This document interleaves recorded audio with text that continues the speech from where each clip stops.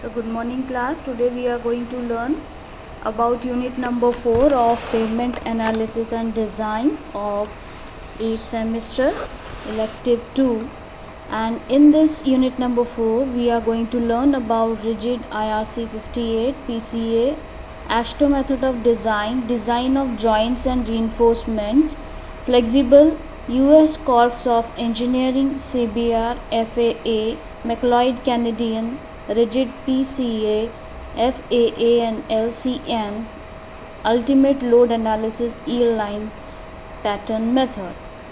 So students, we are going to learn about PCA now. So what is really PCA? Is Portland Cement Association, and in this Portland Cement Association we are using the Westergaard's theory. There are two theories, Buzannik's theory, Westergaard's theory.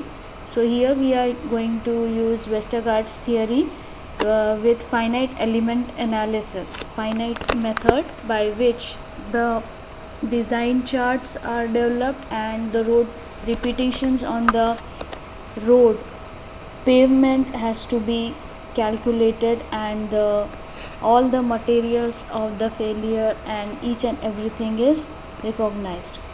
So we know that the theory is correlated with maximum edge stress and corner deflection of slabs. So we know that whenever we are casting slabs or designing for slabs, so stresses are developed, and more the stresses are developed at the edge and corners. So in pavements also the condition is there. There are three yield stresses: center, edge and interior part, which is known as center, edge and corner stresses. So for this cement concrete slabs, when we are doing the curing and all, and after 28 days the compressive strength is taken, then the failures may occur. So which type of failures can occur? So first is fatigue, cracking of slab due to cumulative damage caused by different axle loads and groups, and next is erosion or pumping of supporting layer of the concrete slab. So first is the cracks may be developed. So why they are developed? Because of the loads of the vehicles. And second is the erosion or pumping, that is erosion layer takes place due to the because of the concrete, and that is the cause. So next, if you can see, fatigue, cracking of slab due to cumulative damage caused by different axle load groups. So what is this? In the fatigue analysis, the stress into ratio between the maximum stress at the edge when loaded at the outer edge and flexural strength of concrete is calculated. So at the edge and corner the main stresses are calculated. That strength is flexural strength of concrete. So why it is so? The computed stress ratio is related to the maximum allowable number of standard axle load repetitions. A fraction value is calculated by dividing the actual repetitions with allowable repetitions of each type of axle group. As a safe design, such fraction values obtained from different axle load groups are accumulated. The value should not be more than 1. So all the values of the axles of the tires are calculated cumulatively, and all these values when roads are repeated should not be greater than 1. Next is erosion or pumping of supporting layer of the concrete slab. For erosion criteria of supporting layer, sub base or base, maximum deflection of the slab corner is considered as critical.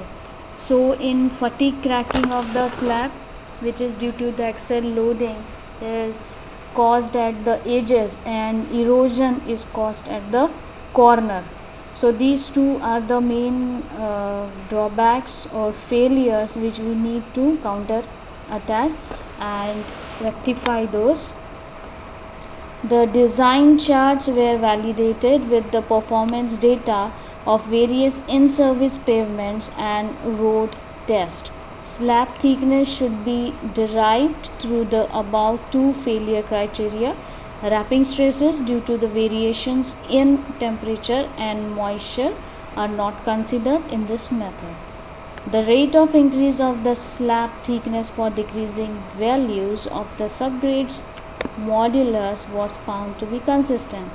So there are again wrapping stresses also which are not counted in this erosion criteria, but the main two stresses which are developed are to be monitored and they can be rectified. So next is design of joints and reinforcement.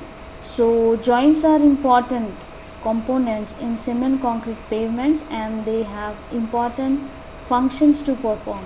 As the road or pavement, whether it is flexible or rigid, they are kilometers. When it is a flexible road or tar road, the cracking is not so what you can say, that is a minor failure which can be rectified and the overlaying can be done. But in rigid pavement, concrete is taken care of. There are joints, and when there are joints, then they have to be taken care of cracking, erosion and other things. So main purpose of joint is to relieve part of stresses developed due to the temperature variations in the slab. The joints in cement concrete pavements are longitudinal joints, transverse joints. So types of joints for these, this is a figure showing types of joints. If this is a rigid pavement having a slab, concrete slab over here, so this is the concrete material, these are the dowel joints in between, and this is the tie bar which is holding your dowel bars. This is the sub base or base, and last is the subgrade. At the corners there is an isolation joint box outs, and there it's contraction transverse joint over here. Then this is the longitudinal joint, and contraction may be constructed, so it can be constructed with respect to the loading conditions. And this is the thickness design, how much thickness of this slab is taken. So this is how you have to take care of joints. And next is, you can see that if this is a road, so horizontal lines perpendicular to the road are transverse joints, and along the roads are your longitudinal joints. So these are to be taken care of. So longitudinal joints in pavement of which 4.5 meter, there is need to provide a longitudinal joint. So after every 4.5 meter of the slab gala, you need to provide the longitudinal joints. There are many rigid pavements going on in Nagpur city, so you can see the joints clearly. The need of the joints is to prevent the shrinkage cracks happening during the initial period of curing. However, as the lane of width is generally 3.5 to 3.75 meter, longitudinal joints provided between each traffic lane is there. And if you can see, this is the longitudinal joint between the two main roads which are to be given. And shrinkage cracks develop in slab whose width or length is more than 4.5 to 5 meter. So this is how it is constructed. These are your tie bars, these are your transverse steels, this is your longitudinal joint. So this is how you need to take care 4.5 meter and 4.5 meter rather. The bars are provided along the longitudinal joints in order to prevent opening up of the longitudinal joints in due course. These tie bars of specified diameter and length are embedded at the specified spacing at the mid depth of the pavement slab. So you can see that they are placed at the mid depth of the slab. And next, if you can see, is the transverse joints. So transverse joints are subdivided into three categories based on their purpose. First is contraction joint, second is expansion joint, and third is construction joint. So these types of joints are known as your transverse joints. So first is your contraction joints. So if this is a pavement, so this in the center is known as your contraction joint. So contraction joints are formed by cutting grooves across the pavement slab at regular intervals. Width of grooves not less than 3 mm. Depth of grooves 25 to 30% of the pavement thickness. If this is the thickness, then the depth should be 25 to 30% of this thickness. Spacing of two contraction joints 4 to 5 meter. So after this joint there will be 4 to 5 meter of gap, and then again contraction joint will be provided. Shrinkage cracks formed below the each groove at the weakened section during the initial period of curing. So expansion joints, if you can see, this is a road and perpendicular to the road is your expansion joints. Cement concrete pavement slab during the summer get expanded, during winter gets contracted. So to accumulate these variations in the length, expansion joints are provided in the transverse pavement at long intervals. The expansion joints are formed as through joints across the full depth of the slab with about 20 mm gap between the two slabs. So this is the first slab. After this there will be again another slab. So between two gaps this gap is 20 mm. The expansion joints provided after a number of contraction joints. So this is 20 mm gap. The cement concrete pavement slab is separated across the expansion joint, therefore is no load transfer across the expansion joint. Weak cross section of the cement concrete pavement. In order to strengthen these sections and to provide load transfer across the expansion joint, suitable dowel bars are designed and installed during construction. So construction joints, so this when you are constructing this, after construction you cannot provide, so during construction only you need to give construction joints. Construction joints form due to gaps between the continuous construction works. During the construction of cement concrete pavements, when the concreting work is stopped at the end of the day, the concrete pavement is suspended, a construction joint is formed. Construction joints form across the pavement about full depth, and it is necessary to provide dowel bars across these joints for load transfer. It is better to make a construction joint as expansion joint or contraction joint if possible. So these are the joint diagram. If you can see, contraction joint, these are contraction joints, and after some contraction joints there will be again expansion joint, again contraction joints, and at same time expansion joint. This will be repeated, and in between the wrapping joint is given so that the pavement should not wrap. So next is FAA, which is Federal Aviation Administration method of design. So it is Federal Aviation Administration method of design is based upon the stress charts prepared by the Portland Cement. The life period of 20 years and 2000 coverages of the load. Traffic analysis is same as for flexible pavement. In this method, equivalent departures of critical aircraft is used. Following correction is used to relate equivalent repetitions of several loads. So this is the formula to calculate the repetitions of load, and here you can see that if you have to convert from single wheel to dual wheel, then it is the R is to be multiplied by 0.8, single wheel to dual datum 0.5, and dual wheel to dual datum 0.6.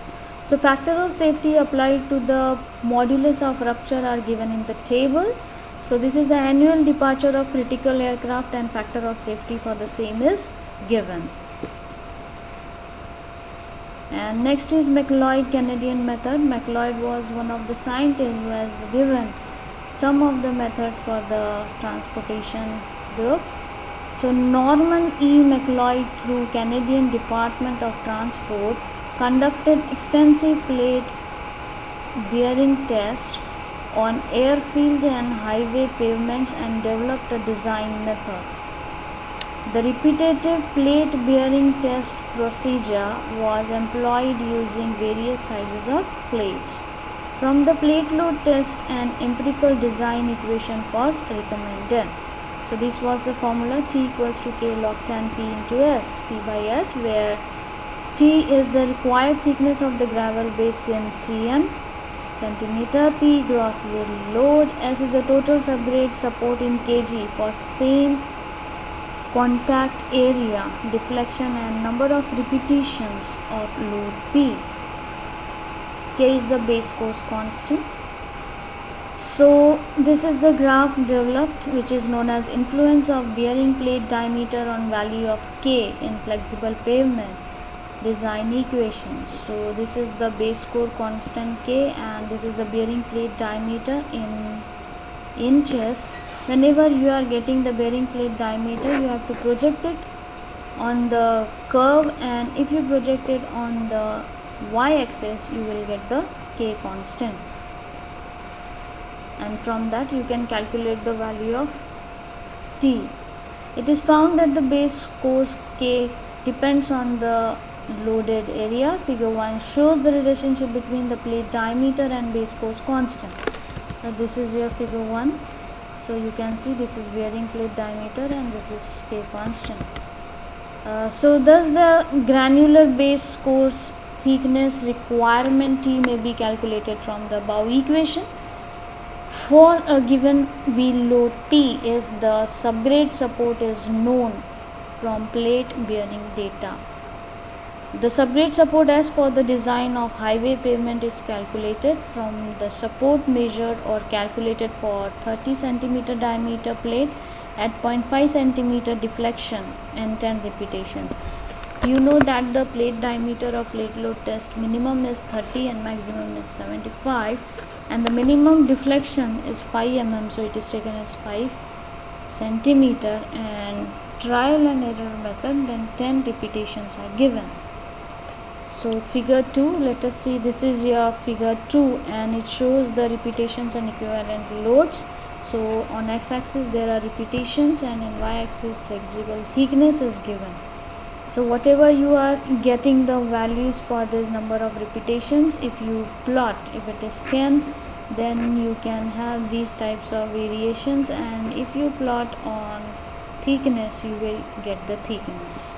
So this is how you need to calculate the thickness of the pavement. So this was only for today. In next class we will do the numericals related to the unit. Thank you.